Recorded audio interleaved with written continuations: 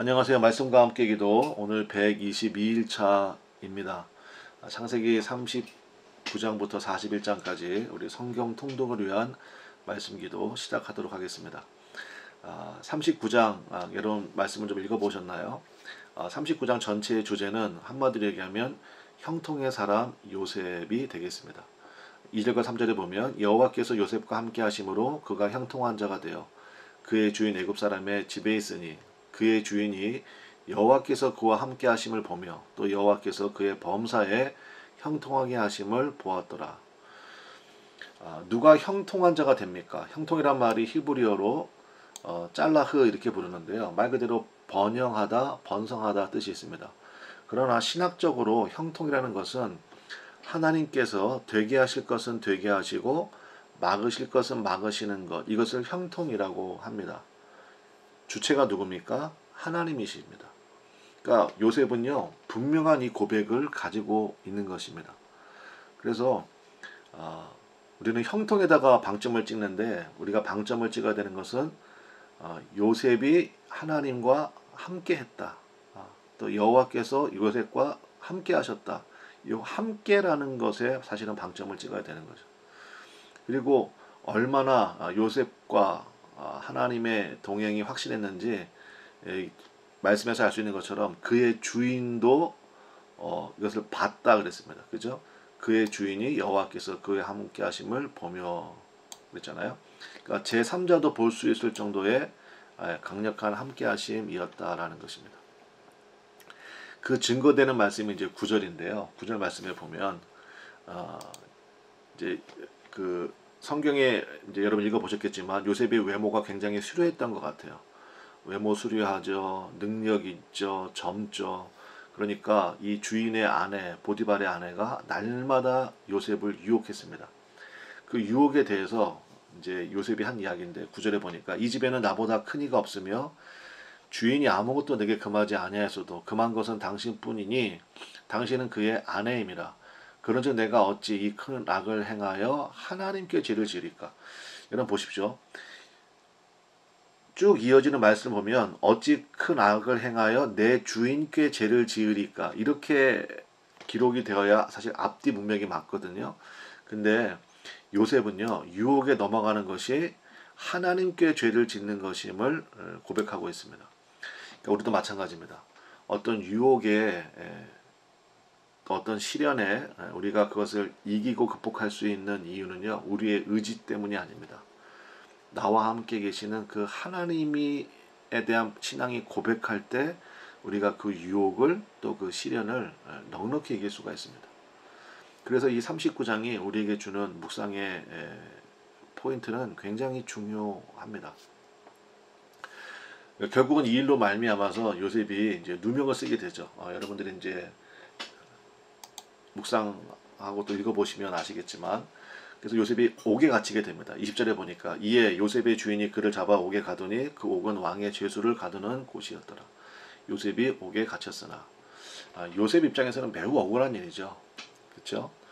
그러나 21절 여호와께서 요셉과 함께 하시고 그에게 인자를 더하사 간수장에게 은혜를 받게 하시매 여기도 또 반복이 되고 있습니다. 여호와께서 요셉과 함께 하셨다. 여러분 우리는 이제 이렇게 생각합니다. 여호와께서 나와 함께 하시면 막 일이 잘 풀리고 감옥에 갈 일도 안 가게 되고 뭐 이렇게 생각을 하잖아요.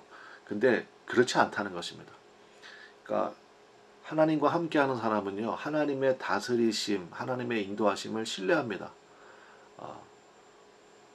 그러니까 여호와 하나님이 함께 하셔서 요셉이 감옥에 가 있다라는 것을 성경이 분명히 말씀하고 있잖아요. 우리가 다 알고 있죠 이제는. 결국 이곳에서 요셉은 애굽의 총리로 나가는 발판을 마련하게 됩니다. 그러므로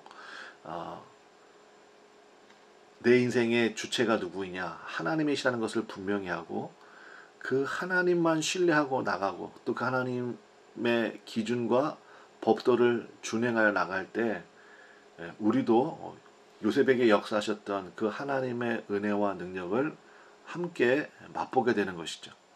그러니까 이 믿음이 오늘 39장이 우리에게 주는 메시지이겠습니다. 자, 40장으로 한번 넘어가 보겠습니다. 40장에 넘어가시면, 자, 어려운 상황에 처했을 때의 대처법, 제가 이렇게 좀 제목을 좀 적어봤는데요. 지금 굉장히 사실은 힘든 상황이잖아요. 요셉 입장에서는. 그러니까 그 안에 참 이 답답함, 억울함이 왜 없겠습니까? 그래서 40장에 보면 이제 그러한 요셉의 고백이 살짝 비춰집니다. 40장에 나와요. 자, 그런데 첫 번째는 그럼에도 불구하고 하나님께 소망을 둔다라는 것입니다. 2절과 4절에 보니까 바로가 그 두 관원장 곧 술 맡은 관원장과 떡 굽는 관원장에게 노하여 그들을 친위대장의 집안에 있는 옥에 가두니 곧 요셉이 갇힌 것이라. 친위대장이 요셉에게 그들을 수종들게 하매 요셉이 그들을 섬겼더라. 그들이 갇힌 지 여러 날이라. 이게 하나님의 섭리입니다. 그러니까 바로의 최측근이죠. 그러니까 예로부터 황제 옆에서 음식을 담당하는 사람들은 가장 신뢰할 만한 사람들 아닙니까? 옛날에는 이제 독사라는 경우가 많았기 때문에. 근데 술 맡은 사람, 떡 굽는 사람, 그러니까 이제 음식 담당이겠죠. 이 사람들이 어떤 누명을 좀 혐의가 있었던 것 같습니다. 그래서 일단은 친위대장의 집안에 가두었는데 마침 거기가 요셉이 갇혀 있는 곳이잖아요. 그리고 친위대장이 요셉에게 그들을 수종들게 했습니다. 그러니까 여기서 알 수 있는 것은 친위대장 이 사람이 바로 보디발 아닙니까? 그러니까 보디발이 알았던 것 같아요.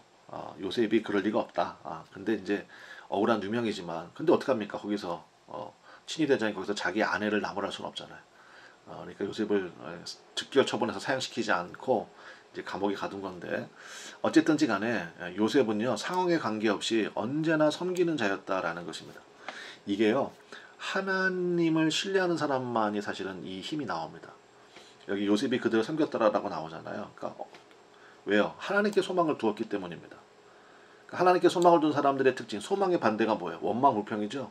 하나님께 소망을 두었어요? 그러면 원망과 불평이 없는 거죠. 그러니까 아직도 내 삶에 또 내 입술에 원망이나 불평의 말이 많이 나온다 그러면 나와 함께 하시는 하나님에 대한 신뢰가 부족한 거죠. 그래서 요셉은 하나님께 소망을 두었기 때문에 매우 힘들고 어려운 상황에 처해 있지만 언제나 지시를 받아서 순종하고 행하는 그러한 사람이었다라는 것입니다.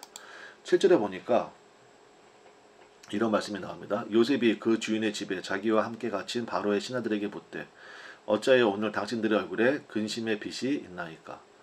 그러니까 오늘 당신들의 얼굴에 근심빛이 있습니다. 그러니까 여러분 이 정도로 섬기면요 길이 열리죠. 그러니까 이런 거 우리가 좀 배워야 됩니다. 특별히 우리 젊은 청년들이 이 말씀을 좀 잘 기억하면 좋겠습니다. 그러니까 자기 내 코가 석자야 이거는 예수 믿는 사람들이 절대로 할 얘기가 아닙니다. 그러니까 오늘 당신들의 얼굴에 어찌하여 근심빛이 있습니까? 어제와 얼굴빛이 다릅니다. 그게 사실 감옥은 좀 어둡기도 할 거 아닙니까? 근데 그게 보일 정도면 그 정도로 섬기면 진심을 다하면 길이 열리게 되어 있죠. 자, 8절 말씀 보겠습니다. 그들이 그에게 이르되 우리가 꿈을 꾸었으나 이를 해석할 자가 없도다. 요셉이 그들에게 이르되 해석은 하나님께 있지 아니하니이까 청하건대 내게 이르소서. 요셉은 이렇게 믿고 살아온 사람입니다. 지금도 자기의 삶이 해석이 안 돼요. 근데 이것을 이루시고 해석하실 분은 하나님이에요. 그러니까 그 하나님만을 신뢰하는 거죠. 하나님이 있으면 어떻게 나한테 이렇게 억울한 일이 생겨요? 내가 누명 쓸 때 하나님 뭐 하셨어요? 공의 하나님, 정의 하나님 어디 계십니까? 이러지 않았거든요. 그러니까 해석은 하나님께 있습니다. 내 삶의 해석도 하나님께 있습니다. 내가 지금 어려운 일 당하지만 곤란 가운데 처하고 있지만 분명히 하나님의 계획이 있음을 믿습니다. 그러니까 어떤 환경에서도 하나님께 소망을 둔 그러한 요셉의 사실은 신앙 고백 같은 말씀이 8절 말씀이 됩니다. 여러분 이 말씀이 여러분의 마음속에도 그대로 고백되어지시기를 바랍니다. 자 41장에 가니까 그래서 이제 40장에서 여러분 이제 읽어보시면 아시겠지만 꿈을 해석을 해줬어요. 그래서 당신은 복직되고 당신은 매달립니다. 그래서 그대로 됐거든요. 그러니까 그리고 나서 이제 내가 사실 억울한 일을 당했는데 복직되면 나를 좀 기억해 주십시오. 이렇게 얘기를 했는데 그 사람이 뭐 까마득하게 잊어버렸죠. 그래서 이제 술 맡은 관원장은 복직이 되고 그 다음에 떡 굽는 관원장은 혐의가 드러나서 이제 매달리게 되었는데 자 그리고 41장에 보니까 만 2년 후에 여러분 이제 그리고 나서 2년 지났다는 거죠. 그러니까 계속 요셉은 어디에 있어요? 감옥에 있죠. 여러분 말이 2년이지 요즘은 군대도 2년이 아니잖아요. 근데 그 군대 2년도 안 되는 18개월인가요? 그거 가는 것도 굉장히 힘든데 감옥에서 2년을 더 있는다? 이게 쉽지 않은 일 아닙니까? 그러니까 하나님의 계획이 있습니다. 하나님의 섭리가 있고 만 2년 후에 바로가 꿈을 꾼즉 자기가 나일 강가에 서 있는데, 자 일단 요셉의 삶을 좀 정리해 봅시다. 요셉이 꿈을 꾼 게 17세라고 성경에 나오거든요. 그리고 이제 41장에 이제 총리가 됩니다, 드디어. 근데 30살에 총리 되었다 나와요. 그러면 13년 걸렸네요. 그러면 이제 감옥에서 이제 여기 만 2년이니까 그러니까 최소 2년 이상이에요. 그죠? 그러니까 제가 최소 단위로 잡아본 거예요. 감옥에서 2년. 그러면 보디발 집에서 노예로 11년 있었다는 겁니다. 그러니까 한 13년. 그러니까 총 13년의 시간을 정말 바닥을 긴 거죠. 그래서 우리가 하나의 패러다임을 볼 수 있는데, 하나님께서 우리에게 비전을 주시잖아요. 그럼 반단이 그 가운데 연단이 있습니다. 요셉은 13년이었네요. 그리고 그 꿈이 이제 성취가 되는 거죠. 그러니까 비전 뒤에 바로 성취 이렇게 이어지진 않아요. 중간에 반드시 연단. 그래서 우리가 그릇이 중요하다 그러잖아요. 이 13년의 기간을 통하여서 요셉이 보디발 집에서는 제 생각에는 경제를 배웠을 거예요. 그 다음에 어떻게 일을 처리해야 되는지. 감옥에 있으면서는 말 그대로 섬김을 배웠을 것이고, 그 다음에 여기는 사실은 그 정치를 배웠을 것입니다. 그러니까 친위대장의 감옥이니까 바로의 최측근들만 오는 감옥이거든요. 그래서 더 있으면서 뭐 애굽의 정세라든지 여러 가지 것들을 배우지 않았을까, 이렇게 좀 짐작이 됩니다. 자, 어쨌든 비전 연단 성취 이걸 꼭 기억하시면 좋겠습니다. 그래서 여러분 혹시 하나님의 꿈을 갖고 계십니까? 근데 아직 안 이루어졌습니까? 연단 가운데 있습니다. 이때 우리가 해야 될 일은 뭐예요? 하나님에 대한 신뢰, 그 다음에 섬기는 일을 잘하십시오. 섬기는 일을 잘하십시오. 자, 32절부터 34절까지 바로께서 꿈을 2번 겹쳐 꾸신 것은 하나님의 일을 정하셨습니다. 하나님이 속히 행하시리니 이제 바로께서는 명철하고 지혜 있는 사람을 택하여 애굽 땅을 다스리게 하시고, 바로께서는 또 이같이 행하사 나라 안에 감독관들을 두어 그 7해 풍년에 7땅의 5분의 1을 거두되. 자, 꿈의 해석뿐만 아니라 구체적인 실행 계획까지 제시했습니다. 제가 앞서 말씀드린 대로 13년의 연단 기간을 통하여 되어서, 그러니까 지혜라는 게 결국은 일처리 방법이거든요. 그러니까 이거를 정확하게 알고 있는 겁니다, 요셉이. 그냥 꿈만 해석했다 그러면 그냥 주술사에 지나지 않죠. 그런데 정확한 이 꿈에 대한 실행 방법, 어떻게 대비해야 되는지를 정확하게 제시했기 때문에, 여기 뭐 숫자도 나오잖아요. 5분의 1을 거둬야 된다. 뭐 이런 식으로 쭉 읽어보시면 더 자세히 나옵니다. 영성과 지성이 겸비된 그러한 요셉의 모습을 보게 됩니다. 자, 38절과 39절. 바로가 그 신하들에게 이르되 이와 같이 하나님의 영에 감동된 사람을 우리가 어찌 찾을 수 있으리요 하고, 요셉에게 이르되 하나님이 이 모든 것을 내게 보이셨으니 너와 같이 명철하고 지혜 있는 자가 없도다. 자, 요셉에 대한 바로의 평가 굉장히 중요합니다. 첫 번째, 하나님의 영에 감동된 사람이었다. 그러니까 다른 사람이 사실 인정해 줘야 돼요. 내 스스로. 그럴 때는 그냥 조용히 있고요. 그러니까 사실은 나는 하나님의 영에 감동된 사람이야. 그건 자기 혼자서 조용히. 다른 사람이 인정해 줘야 됩니다. 하나님의 영에 감동된 사람이구나, 당신은. 그 다음에 두 번째, 하나님이 이 모든 것을 너에게 보이셨구나. 세 번째, 너와 같이 명철하고 지혜 있는 자가 없구나. 세상 경륜과 지식을 초월한 또 다른. 그러니까 여러분, 그 당시에 세계 최강국이 애굽이고, 애굽의 정점에 있는 사람이 바로고, 바로 주변에 소위 말해서 그 시대를 쥐고 흔들 만한 권력자들이 얼마나 많이 있겠습니까? 그러니까 다 보이는 거죠. 그러니까 바로가 보기에도 이런 사람이었다. 그러니까 우리의 기도 제목이 사실은 여기에, 제가 그래서 지금 파란색으로 좀 표시해놨죠. 하나님, 내가 하나님의 영에 감동된 사람이 되기 원하고, 그리고 하나님께서 지시하심을 받아서 행하는 사람 되기 원합니다. 이것이 다른 사람에게 이제 고백이 되어줘야 되죠. 자, 51절. 여기서 이제 중요한 거 두 가지. 요셉이 그의 장남의 이름을 므낫세라 하였으니 하나님이 내게 내 모든 고난과 내 아버지의 온 집안 일을 잊어버리게 하셨다 하며. 자, 므낫세의 뜻이 뭐냐면 잊는다입니다. 그래서 보복이나 복수가 없습니다. 이후에 보시면 요셉이 절대로 보복이나 복수가 없습니다. 중요한 것은 내가 잊어버려야지가 아니었습니다. 하나님이 잊어버리게 하셨다였어요. 그래서 하나님이 이제 해석해 주신 거죠. 과거의 상처들, 그다음에 그 과정들을. 그러니까 감사가 되겠죠. 과거의 상처들이 자신의 인격적인 수양으로 잊혀지는 것이 아니라 은혜로 잊혀지는 것입니다. 그다음에 52절. 자, 둘째 아들을 낳았는데 뜻이 이제 이름을 에브라임이라고 지었습니다. 에브라임은 2배로 열매를 맺는다, 이런 뜻이에요.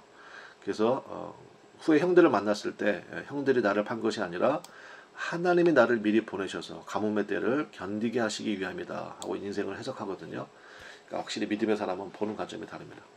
자, 끝으로 요셉과 예수님의 공통점. 사실은 이제 구약의 인물들이 예수님을 이제 그림자처럼 사실은 이제 비춰주는 거잖아요.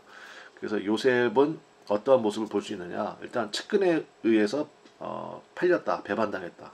그러니까 형과 제자, 예수님은 제자들에게 팔렸고 요셉은 형들에게 팔렸고, 요셉은 은 20냥, 예수님은 30냥에 팔렸고, 그 다음에 요셉은 지하 감옥에서 국무총리로, 예수님은 십자가의 죽음에서 하나님의 보좌 우편으로, 요셉은 식량의 위에서 백성 구원, 예수님은 죄악에서 백성 구원, 이런 그림자 모습을 요셉이 또 보여줬습니다.